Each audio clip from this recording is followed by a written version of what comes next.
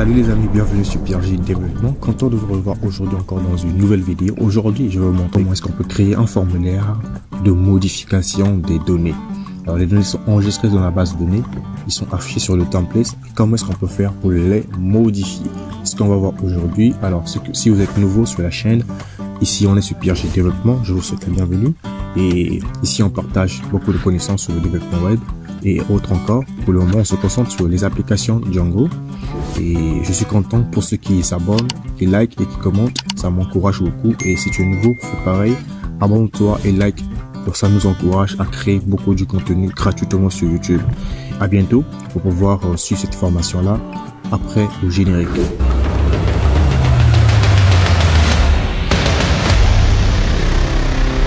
Ok les amis, nous revoilà. Alors, après avoir cliqué sur le premier lien en description, vous allez mettre en place les icônes. Vous allez mettre en place les icônes qui vont nous permettre de pouvoir rediriger les utilisateurs vers des pages que l'on a besoin. Ne vous en faites pas, j'ai mis tout en description. Ok? Bien les gars, on se retrouve sur ce site-là, icônes.guestbootstrap.com. C'est le site officiel de Bootstrap. Là où vous allez avoir toutes les icônes que vous pourrez utiliser dans votre projet. Il y en a plein, il y en a des centaines, des millions. Et vous pourrez l'utiliser dans vos projets web facilement. Je vous mettrai le lien en description. Vous pourrez tout simplement cliquer et vous allez tomber sur cette page là et vous pourrez utiliser les mêmes icônes que moi. Alors je vais vous montrer comment est-ce que vous pouvez utiliser ces icônes là. La première étape, il suffit juste de venir vers là où se trouvent les liens dans l'onglet install. Dans l'onglet install, vous allez voir CDN. La première chose, c'est copier le lien CDN et le coller dans votre projet. Donc, vous copiez le CDN au niveau de link, vous copiez et vous allez le coller dans votre header, dans votre code. Vous copiez aussi celui-là, celui du bas, et vous mettez dans votre projet. Et il y a aussi une deuxième technique, à part utiliser le CDN, vous pouvez cliquer sur le bouton copier pour installer automatiquement le package. Donc là, vous allez installer le package des icônes directement dans votre machine. Et la troisième technique, c'est télécharger le package manuellement. Donc vous cliquez sur le bouton télécharger et voilà, le téléchargement il est là. Une fois que vous téléchargez ça dans votre machine, vous allez dans votre dossier de téléchargement, vous allez extraire cela. Vous entrez à l'intérieur du dossier qui sera extrait. Il y aura toutes ces icônes qui seront là. Mais ce qui va nous intéresser, c'est le dossier font. Ok, ce dossier font là, vous le copierez et vous allez le coller dans votre projet. Donc, dans le dossier statique, là où se trouvent les icônes. Donc, là où se trouvent les fichiers statiques. Vous allez coller ce dossier font dans le dossier statique. Est-ce que vous comprenez? Une fois téléchargé, vous copiez ce dossier font dans le dossier statique. Et si vous préférez utiliser le CDN, vous copiez le CDN dans votre fichier. Et si vous voulez aussi installer, vous cliquez seulement sur install. C'est très simple. Une fois que vous avez mis en place votre code, alors on va pouvoir récupérer maintenant les icônes dont on a besoin. Dans mon cas, j'ai besoin de quelle icône? Si tu as besoin d'une icône en particulier, tu ne connais pas le nom, tu peux rechercher manuellement ou tu peux faire une recherche. Moi, l'icône que j'ai besoin, c'est pour éditer. Donc j'écris edit. Je vais écrire edit. Ok, ça va montrer toutes les icônes qui concernent l'édition.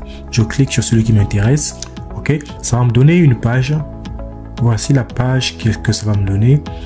Et pour pouvoir l'utiliser, je copie tout simplement au niveau de police icône. Je copie ceci et je vais pouvoir l'utiliser. Ou soit je peux copier la version SVG ici en bas et on me montre un cas d'utilisation de cette icône là. Dans le cas d'un bouton, un bouton bleu, un bouton vert, un bouton rouge. Il y a plein de cas d'utilisation. Les gars, c'est très simple à prendre en main. Visitez ce site-là, traduisez-le en français pour pouvoir vous en sortir.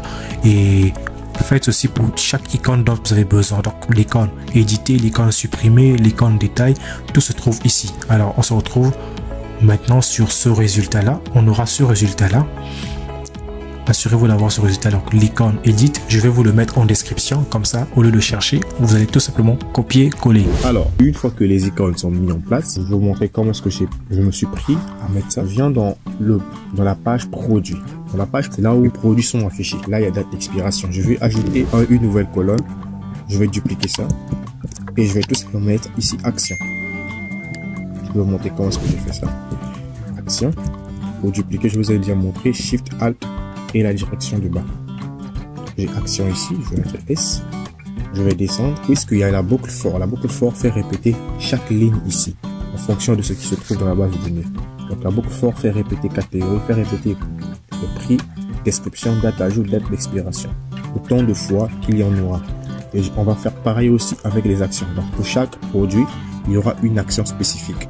Donc il y aura l'action modifier et il y aura l'action modifier, l'action supprimer et l'action éditer. Donc ça, l'action voir les détails du produit. D'accord? Donc par conséquent, une fois qu'on a dupliqué la ligne action là-bas, je vais aussi faire pareil ici. Maintenant, je connais l'espace, je tape entrée. Ici, je vais mettre action aussi.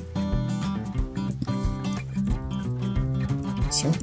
Je vais encore gagner un peu plus d'espace en faisant ça. D'accord. Et voici les icônes que je vais mettre ici. Je mets mes icônes là. Ça, c'est l'icône pour éditer, l'icône pour supprimer. Ça, c'est l'icône pour les infos. D'accord. Vous aurez tout ça en description. Ne vous en faites pas. Une fois que c'est mis en place, nous sommes dans notre navigateur, on va actualiser. Et voilà, voici les icônes que l'on a. Voici comment je l'ai mis en place. Action et le bouton. Les icônes qui sont là. On va maintenant les configurer étape par étape. Alors, on est maintenant dans la partie code. Une fois que c'est mis en place, on se retrouve dans le fichier Vinux.py. Dans le fichier Vinux.py, je vais créer une fonction qui va nous permettre de pouvoir modifier ces données là. Ok, on est parti. Je mets un commentaire comme d'habitude.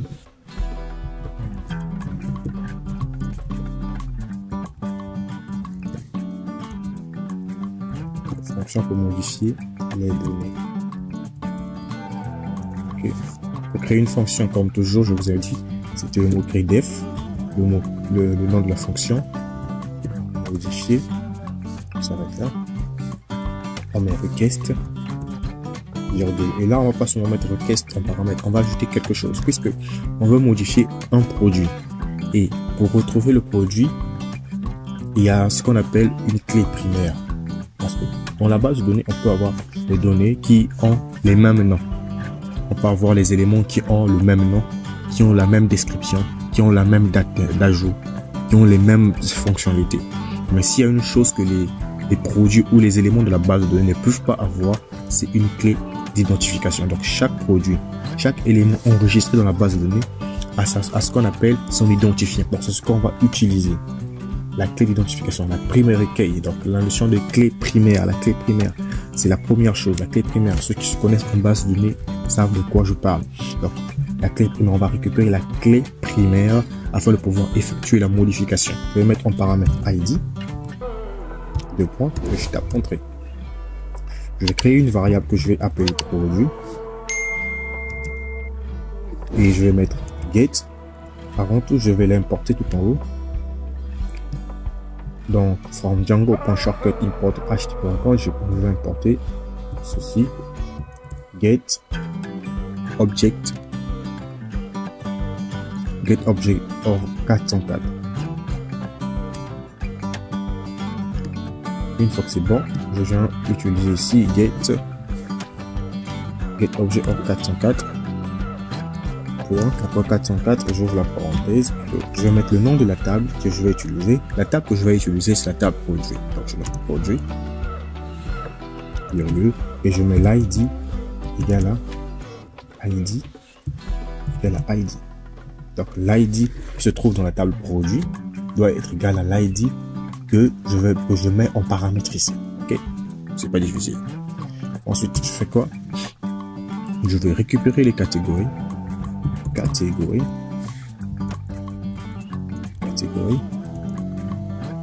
dans la table catégorie.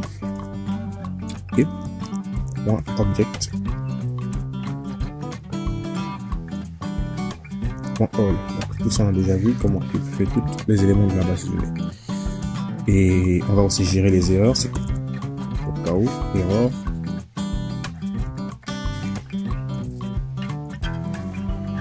La valeur en dictionnaire erreur, on laisse vide. Maintenant, on va commencer à mettre maintenant notre condition. On va traiter les données. Donc, la première chose qu'on va faire, c'est une condition if. On dit if request. Point. If request. Point méthode. Égale post.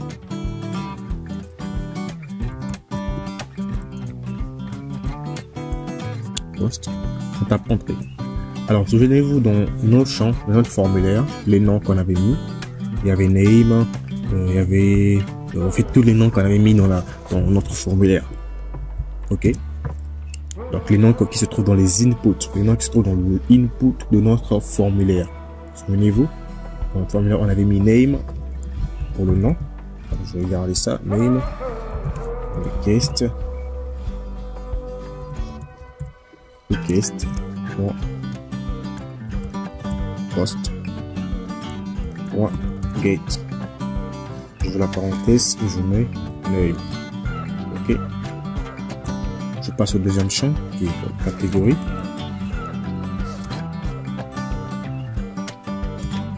Je vais mettre catégorie ID égale request.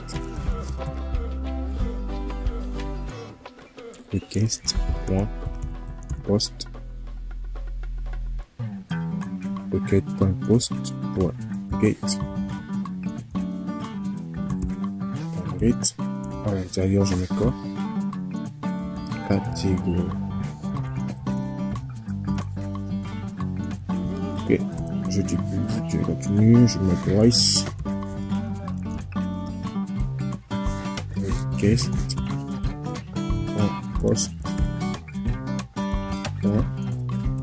Gate. Price. Vous avez compris le principe, donc je vais tout simplement dupliquer cette ligne et je vais mettre quantité ici.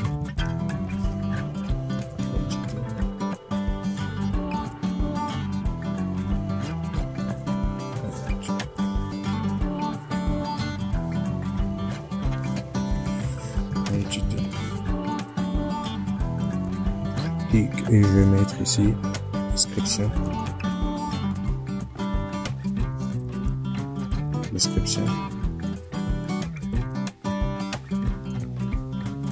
Qu'est-ce qui manque? Date d'expiration. Donc on est en train de récupérer chaque valeur qui se trouve dans la base de données. Date d'expiration. Je vais essayer ça. Je copie ça, d'accord. Ensuite l'image.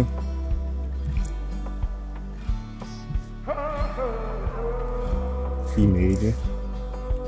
Au lieu de request post, je vais mettre le post, je vais mettre files. Donc pour l'image, on va mettre files.gate. Ici je mets image. D'accord, c'est bon. Là on a récupéré toutes les valeurs lorsque l'utilisateur va entrer. On va passer maintenant aux validations.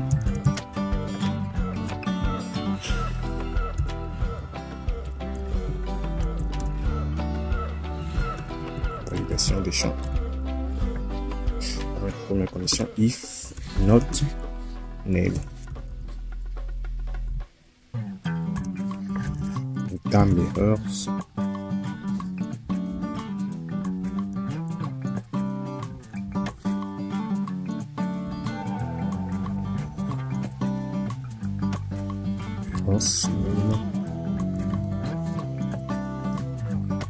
Au cas où le mauvais nom est rentré, il y aura une erreur correspondant au nom. On dit quoi?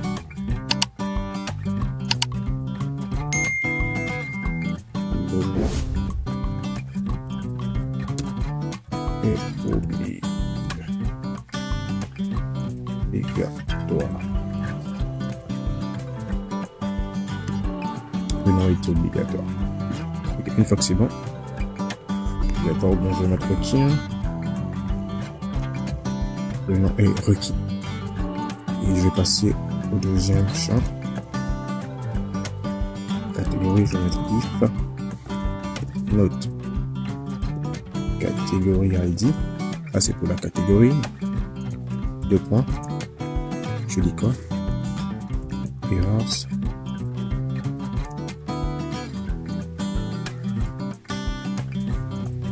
À l'intérieur, je mets quoi?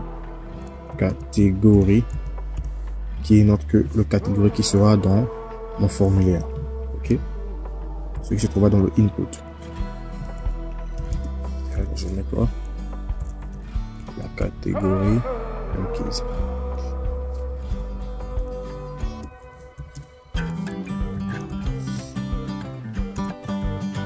Ensuite, on passe au price, et là je vais dupliquer pour gagner en temps.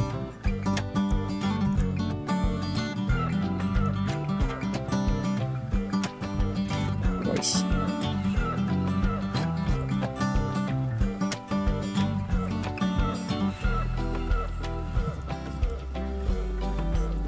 Le prix est requis. Même principe que pour les autres.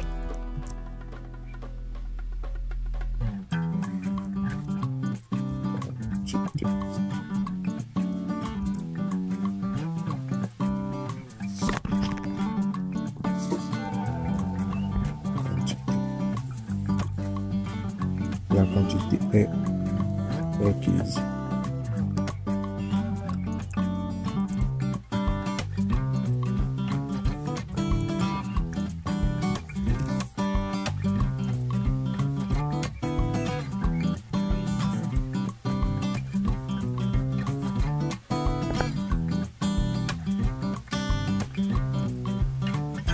La description. Ensuite, on va passer à la validation de la date. Ok. Je vais tout simplement dupliquer ça.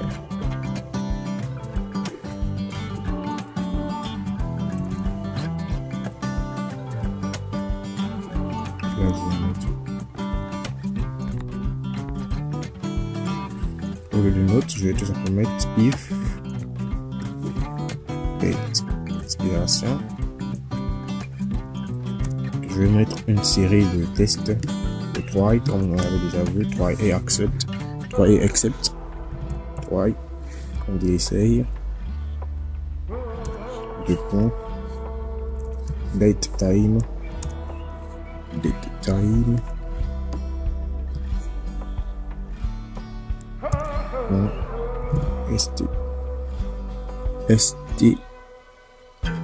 time, ok. Je mets date, expiration, virgule, je vais mettre le format de date, je vais mettre ce format, ok, je vais mettre ce format, le format année, mois, jour. Une fois que c'est passé, je mets accept, dépend. Le point, la erreur.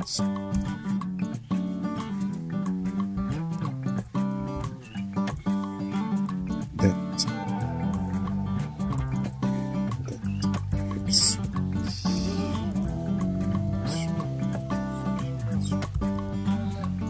Date expiration.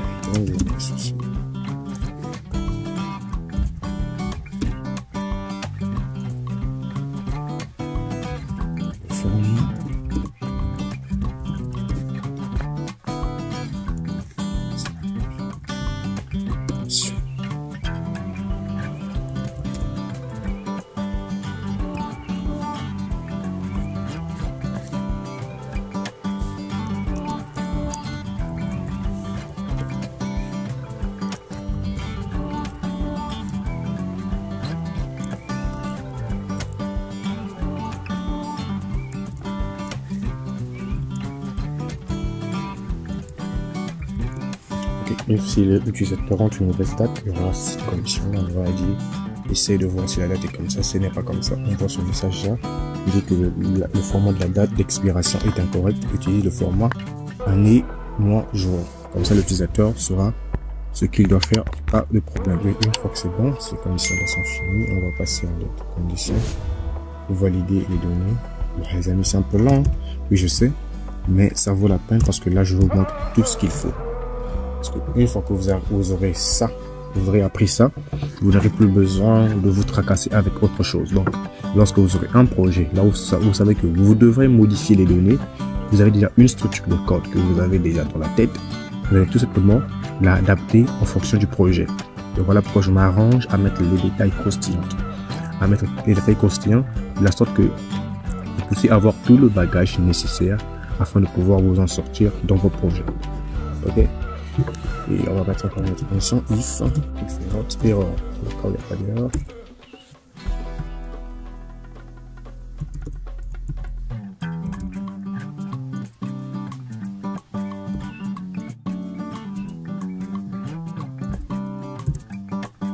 Et on va faire catégorie.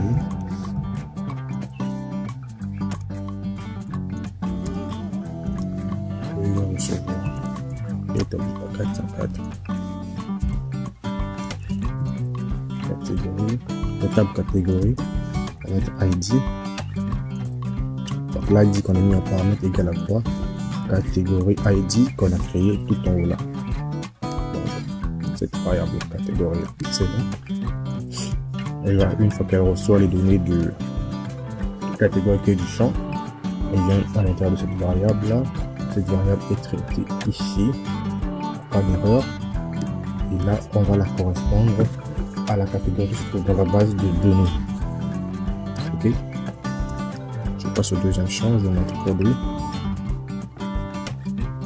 Je fais ceci, produit. Produit qui est notre que la variable que j'ai créée tout en haut ici.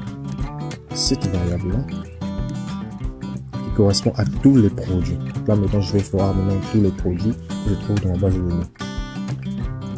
Donc je vais être produit. Name. Je ne note pas dans les détails trop techniques pour ne pas vous envoyer. Ça c'est du Python pur. Name. Produit.name pour récupérer le nom. Je mets produit. D'accord. Catégorie pour la catégorie. Et bien là. Catégorie. D'accord. Produit. Point price. Pour le champ price, vous avez compris. Et bien là. Price.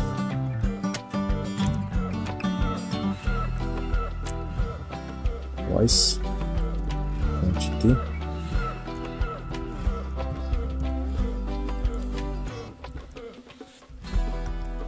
Quantité. Description.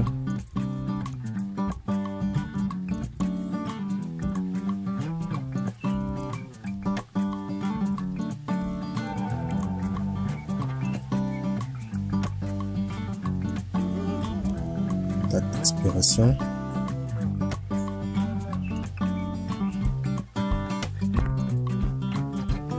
Une fois que c'est bon, on va maintenant traiter l'image maintenant ici. Pour le cas de l'image, c'est un peu plus complexe, les amis, approchez-vous. Donc je mets une condition if image, le point, je crée une variable appelée fs, qui va recevoir quoi? File. Avant tout, il faudrait l'importer, je pense. Il faudrait importer files total. Donc on vient ici, on va mettre from Django. Django encore. Point files. Point storage. Import. File system. From Django.com. Files, storage, import, file storage. Ce qui va nous permettre de gérer l'image.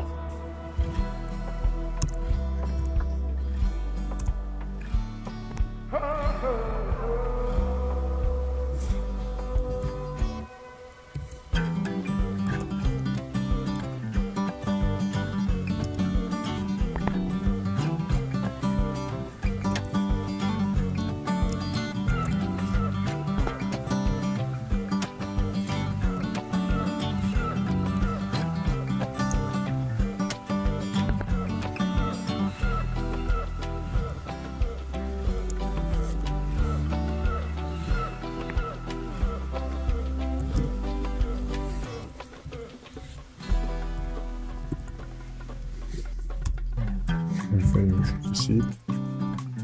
Produit.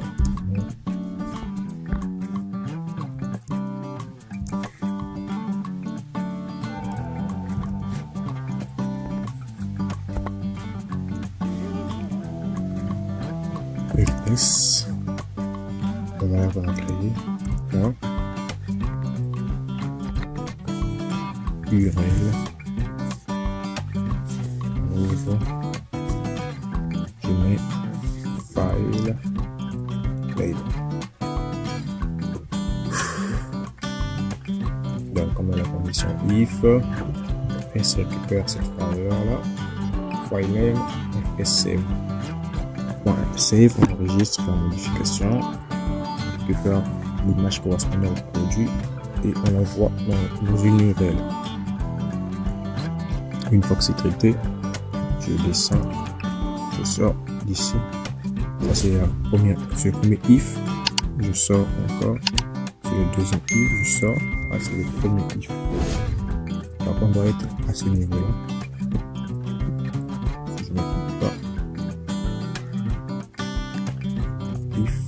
On doit être à l'intérieur de ça, de name. Ça va être tout ici. On va être ici. Je tape. Car Python est sensible à la casse. Python est sensible avec les espaces. Donc les blocs de code, il faut les respecter. Sinon, vous allez vous retrouver avec des erreurs. Assurez-vous d'être bien sur cette ligne des if là, à l'intérieur. Ok. Une fois que c'est fait, je vais faire produit. Save. Je vais la parenthèse, je vais faire la parenthèse. Là, je viens d'enregistrer les données. La variable produit récupère toutes les valeurs de chaque champ. Chaque champ, name, price, quantité, date, expiration et autres images. Et l'enregistre. Une fois que c'est fait, il y a un message qu'on va mettre. Message. Success. Not successful. Not success. Paste.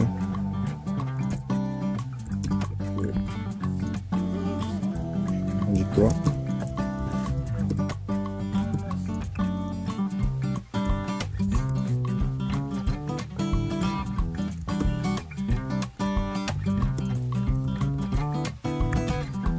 Le produit a été modifié avec succès. Good. Et dès que c'est bon, une fois que le produit est enregistré, on redirige l'utilisateur un peu, retourne, redirect. On ça l'importer aussi, retourne redirect, redirige l'utilisateur vers page home. Home, souvenez-vous dans les URL. Home, c'est ce que j'avais mis dans le name, l'URL nommée de la fonction affichage qui m'affiche toutes mes pages, tous mes produits, excusez-moi. L'URL nommée, name, home, celle qui me permet de revenir une fois qu'on a fini de modifier. On arrive ici. Si tu t'es perdu, si tu n'arrives pas à comprendre, en tout cas, les amis, faites-moi un message. Mettez vos difficultés en commentaire, je serai heureux de vous répondre. Et else, on a else. Une fois qu'on retourne, on sort. Là, on revient sur la ligne du premier if. Vous remarquez, là c'est la fonction, ça c'est le if. Veillez à respecter ça, les amis. If, je peux mettre ici. C'est pas très important, mais on va encore mettre OK.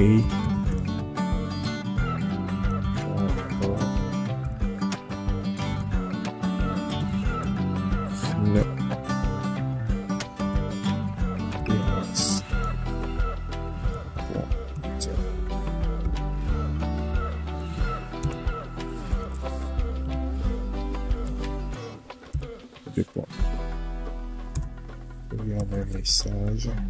Je sais pas le penser.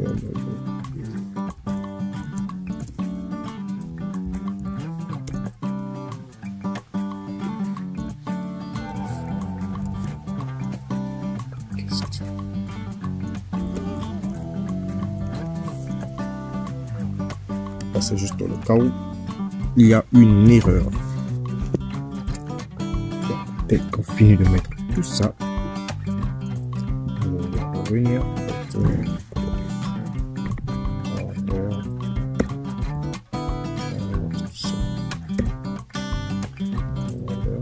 Podcast. Donc là, normalement, vous pouvez créer une variable contexte ici, ou vous pouvez tout simplement introduire ça directement dans le Return Render. Là, on va spécifier notre page pour modification, le template. La page va s'appeler modification HTML. Ok, comme je disais en avant. Là, on pouvait créer une variable contexte, comme on avait fait lorsqu'on voulait afficher les données ici. On crée une variable contexte et on introduit les valeurs dedans. On met contexte ici. Tout comme on peut tout simplement, au lieu de créer un dictionnaire à côté et appeler le dictionnaire, on met tout direct dans le return. Donc je fais ceci, return. J'aurais besoin de quoi? J'aurais besoin de produits. Parce qu'il faut que les produits s'affichent. On va la produit. Ensuite, on a une virgule. J'aurais besoin de quoi? Catégorie. Catégorie. Variable catégorie. J'aurais besoin de quoi? J'aurais besoin des erreurs. Il faut que ça vienne aussi. Errors.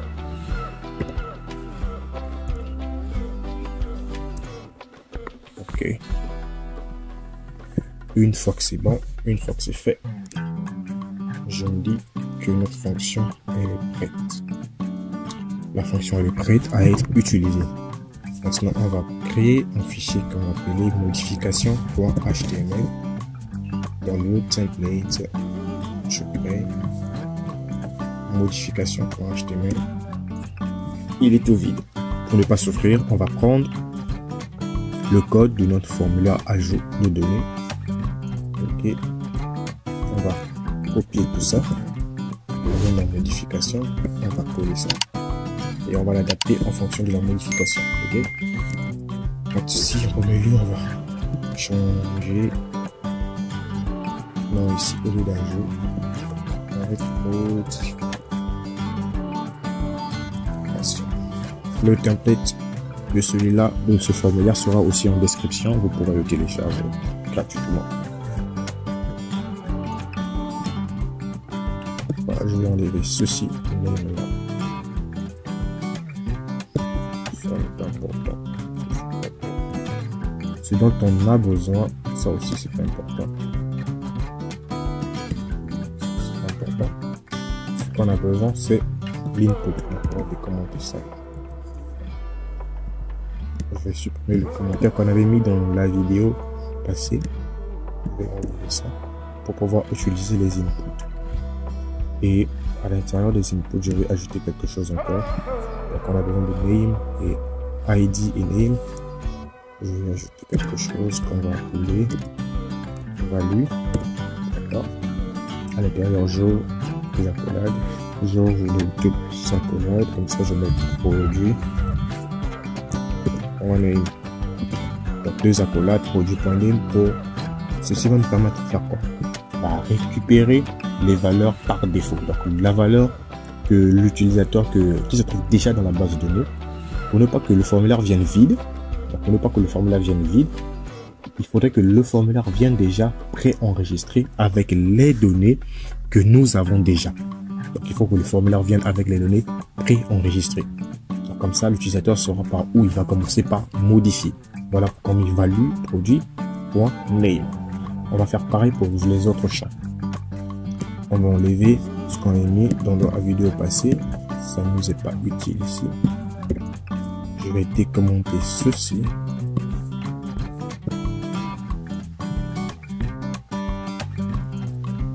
Sur catégorie, je vais faire ceci. Catégorie. In categories. Souvenez-vous, catégorie, c'est ce qu'on a mis dans ici. C'est ce catégorie-là. D'accord. Catégories, à l'intérieur de option, on va mettre value Au lieu de catégorie avec Y, je vais mettre catégorie avec I juste pour faire la différence. Catégorie .pk. Ensuite, je sors d'ici, je viens là. Je vais créer, je vais mettre une petite condition if pour que ce soit plus clair. Chaque façon que je template. Suivez-moi attentivement, je vais gagner en espace. Je vais tout simplement taper entrée. Ici, je tape aussi entrée. C'est ceci la fermeture de ce option là. C'est à l'intérieur que je vais le mettre. Je vais mettre tout simplement if. Ok. If catégorie .pk, if catégorie .pk, deux points égal, un seul égal, c'est l'affectation, double égal, c'est l'égalité. Il faudrait que la catégorie qui se trouve dans notre formulaire soit égale à la catégorie. Je vais mettre produit. Point catégorie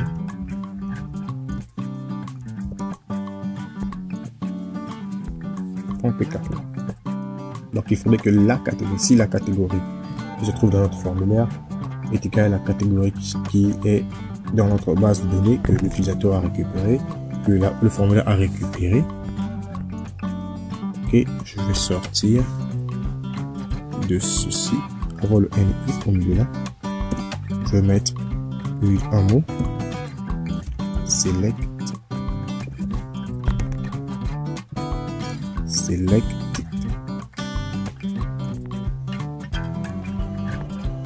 selected et ma end if ceci peut venir là, la fermeture et là on affiche le nom de la catégorie on est. J'espère que c'est pas trop difficile hein? Mais ces amis c'est très simple. Je vais réitérer. Donc dans selected, donc select, on a le name, catégorie, tout ça vous connaissez déjà ce que c'est. On va créer une boucle for quand vous savez déjà le faire, qui va nous permettre d'afficher toutes les valeurs qui se trouvent dans ce champ, dans cette table là. Donc les valeurs dans catégorie qui se trouvent dans notre fonction que j'ai bien mis ici.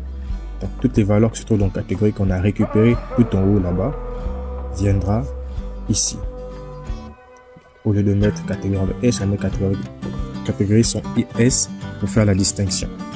Et option value, on met catégorie.pk pour la clé primaire. Et on met une condition d'ici, cette catégorie là est égale à la catégorie produit.catégorie.pk, celle qui se trouve dans notre fonction. On met select pour les afficher, un des if pour la fin de la condition if, et on met le nom à l'extérieur, on sort, on met le nom de la catégorie qui va s'afficher et on ferme la boucle for, excusez-moi.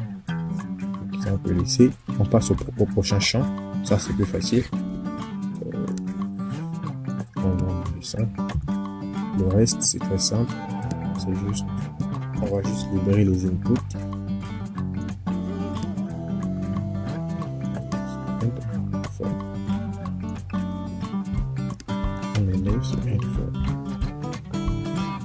Et je vais ajouter quoi? Vous avez compris, value.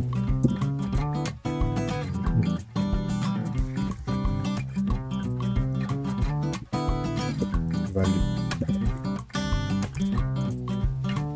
Gagner un espace sur ta contrôle ici. Et je mets double accolade. On est sur quoi? Price. Je vais mettre produit. Price. Ok. C'est les messages d'erreur.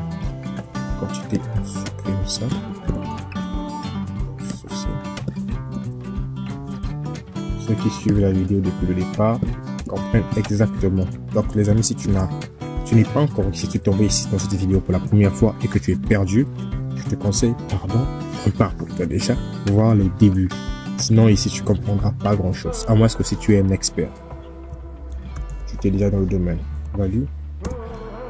Et là, je mets double accolade aussi. Je mets produit. Point. On est sur quoi? Quantité. D'accord. Date d'expiration, je descends. Ça, c'est bien important pour moi. On enlève ça.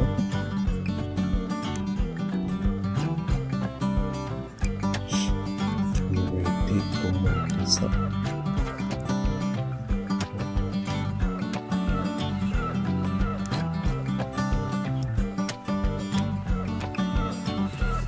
Comme date d'expiration, pour que ça soit plus dingue, je vais faire ceci.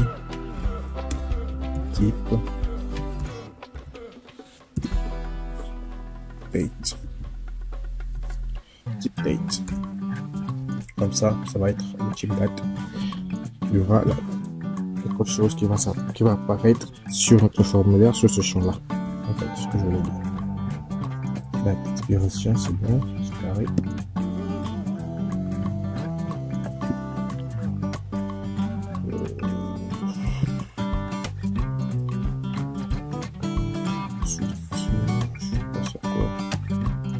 Description. Ça.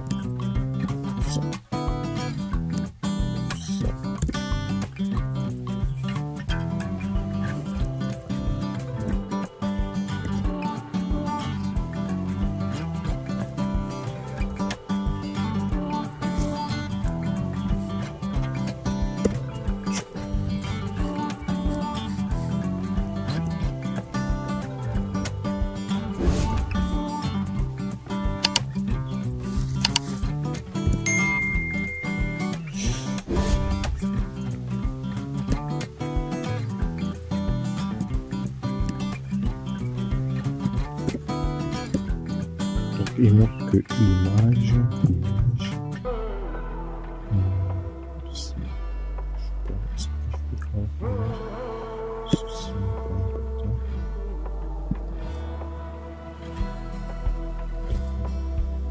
ce qui est important, qui n'est pas important.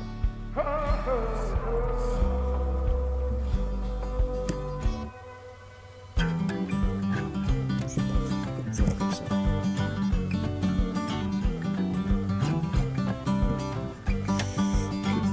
Et donc, on a input, file, type file, image, tout ça, sélectionner l'image, et produit par image, image source, produit par image par email. On a juste au cas où l'image n'apparaît pas, on a qui va faire ici, image actuelle. Tout ça, vous savez déjà ce que c'est. Vous allez voir à quoi ça ressemble. C'est le message d'erreur en bas. S'il n'y a pas eu d'image, on fait un message d'erreur. Donc, je crois que tout est bon. Ok, tout ce qu'il faut mettre dans le formulaire, il est bon. Une fois que c'est bon, on va passer maintenant à quelque chose d'important aussi. On a créé la fonction, on a créé le formulaire, on a créé le template pour afficher le formulaire. Et maintenant, il faut mettre l'URL pour pouvoir rediriger tout ce trafic-là. Ok. L'URL, vous savez, dans le fichier URL.py, j'ouvre la parenthèse, je cote, je mets le nom du chemin de notre modification.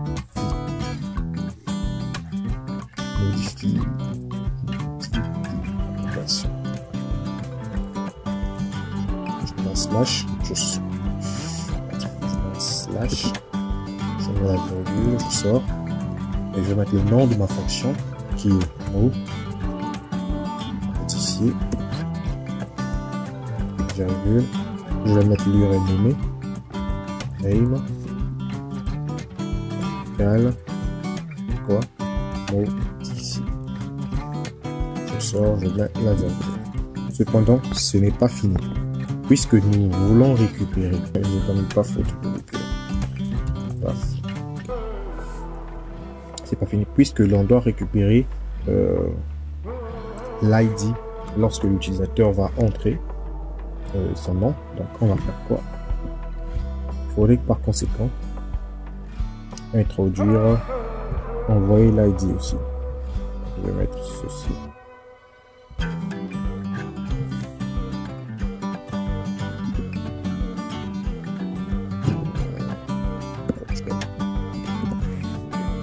À l'intérieur, je trouve le signe supérieur, le signe inférieur et le signe supérieur. Je mets ceci int, je vais convertir les valeurs en id. Et en slash à la fin. C'est pas difficile du tout. Donc ce principe-là va permettre à ce que je puisse récupérer le même l'id lorsque la fonction modification va venir. L'id, c'est ce qu'on avait précisé en paramètre dans notre fonction ici. Donc les amis, veillez à ce que vous ne puissiez pas vous perdre. Si vous êtes perdu, si vous avez des problèmes, mettez-les-moi en commentaire, nous allons discuter ou contactez-moi sur WhatsApp. Ok. On a mis l'URL nommé modifié ici. Ça va mettre utile. Le name nous permet de faire quoi? Le name nous permet de faire les URL nommés. C'est ce qui nous permet de faire en fait des liens vers d'autres pages. Ok. C'est dans la page produit. Une fois qu'on est sur la page produit va nous permettre d'afficher tous les produits et pour chaque produit, il y aura un bouton modifier. Par conséquent, je viens ici. J'avais prévu ça, j'ai mis le lien A. Le lien A, à l'intérieur du lien A, j'ai tout simplement mis ce petit bouton Bootstrap là pour édition. Et ce qui est le plus important, c'est là où se trouve ce dièse là. Je vais enlever ceci, cet hashtag. À l'intérieur, je vais mettre URL. Je suis en Django Template, donc URL tout simplement. Et à l'intérieur de URL, qu'est-ce que je vais ajouter par la suite? Modifier qui est mon URL nommé. Je sors et je vais ajouter quoi? Ma boucle, j'effectue ma boucle avec quoi? J'effectue ma boucle avec le n. Donc je mets n.id. Je m'arrête là. Qu'est-ce que j'ai fait? Je prends l'URL nommé que j'ai ajouté ici, modifier. Je viens ici, je le mets à l'intérieur. À l'intérieur, souvenez-vous que c'est bien donc href égale, j'ouvre les cotes, donc les guillemets, j'ouvre les accolades, je mets pourcentage des deux côtés, URL, j'ouvre les cotes, les cotes et je mets l'URL nommé que j'ai mis dans l'URL ici. Je mets ici, je sors, je mets n.id. Donc n, c'est la variable qui nous permet de faire la boucle. Donc celle qui est ici. N for n in object list. J'espère que je me suis fait comprendre. Désormais, lorsqu'on va cliquer sur ce bouton-là, on va faire appel à modifier qui est attaché à la fonction modifier. Et sachant que modifier, c'est une fonction qui permet de faire la modification. Donc là, on permet de sélectionner un élément de la table. C'est cette technique qu'on utilise pour sélectionner un élément, pour retirer un seul élément afin de pouvoir effectuer nos actions avec. Donc une fois que tout ça est bon, on va tester tout ça dans le navigateur pour voir ce que ça nous donne. Ok, je vais éteindre le serveur. Je vais rallumer le serveur. Python manage.py comme serveur. Le serveur est démarré. Je viens sur ma page d'accueil. Je vais actualiser. Ok, la page est actualisée. Regardez ce qui va se passer. Je positionne sur le bouton, le premier bouton. Regardez en bas, l'URL est déjà affichée. Mais si je viens sur l'autre icône, il n'y a rien. Un dièse parce qu'il n'y a aucune action. Sur celui-ci, il n'y a aucune action. Mais ici, vous remarquez, on me fait appel déjà à modification /54 qui est l'ID de ce produit-là. Je clique dessus. Template syntaxe error modification. Une erreur. Je n'ai pas enlevé le L4 là. C'est pas un problème. Ok, ici, on enlève ce L4 là. On va maintenant retester. Je vais allumer le serveur et se démarrer. Toujours l'erreur, je vais actualiser. Syntaxe error, if et on va pas enlever ça aussi. Ok. Les amis, en tout cas, pour ne pas tomber ces erreurs, veillez à bien enlever tout ce qui est là. Moi, j'ai pas été assez vigilant. C'est bon. Je vais arrêter, ça ne dérange pas. démarrer le serveur encore. Vous allez démarrer, on va actualiser encore. Voilà. Okay. Donc, clique sur ce produit. Et voilà ce qu'on a déjà. Donc, ça me récupère l'image, la description, le prix, la quantité et sa catégorie. On va changer. Le nom ici c'est FBS. Donc, je vais mettre ici YouTube. Et ici, je vais mettre abonné. On enregistre avec la date. Sur sa date. Là, cette fois-ci, on a un truc de classe parce qu'on a mis le type date dans input. Je fais ceci. Et je clique sur enregistrer. Pouf, pouf, pouf, pouf. On dit descriptor. Un STR. Un petit terrain ici.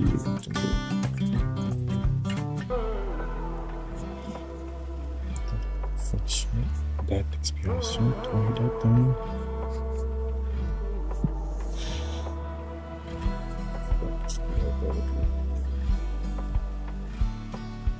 Ok, ça a été modifié. Putain, avec ces arrondis, le produit a été modifié avec succès. Et là, vous voyez le nom YouTube, la description et abonnez-vous. Alors les gars, on a fait le tour. On a fait le tour sur la modification. On a placé les icônes. On a créé une fonction. On a mis en place le template. On a... Qu'est-ce qu'on a encore fait? On a même fait les URL nommés pour pouvoir diriger l'utilisateur. Pour ça, je peux aussi modifier celui-là. Je peux cliquer sur quoi? Ceci. Je vais prendre ce produit-là. Donc ici, c'est le malinter. Je vais mettre Vierge. Et là, je vais mettre comme description Vierge développement. Super. Je change aussi le type. Je change la date. J'enregistre. Le produit a été modifié avec succès. Ingénieur, il est où? Voilà, il est Vierge développement. Alors les gars, merci d'avoir suivi la vidéo jusqu'au bout. Accrochez-vous, en tout cas c'est pas encore fini. Nous allons voir dans la prochaine vidéo comment est-ce qu'on peut modifier les données en utilisant maintenant une classe au lieu d'utiliser la fonction. Vous avez vu, ça a pris un peu plus de temps, beaucoup de lignes de code, mais avec la fonction, avec la classe, ça sera plus vite, très facile à prendre en main. En tout cas, merci pour ceux qui s'abonnent, commentez, likez, partagez autour de vous et faisons agrandir la chaîne afin qu'on continue à produire du contenu de qualité pour tout le monde. Donc dans la prochaine vidéo, nous allons utiliser la classe pour pouvoir modifier les données. Je vous retrouve bientôt sur Vierge Développement. À très bientôt. Je vous aime. Hey hey.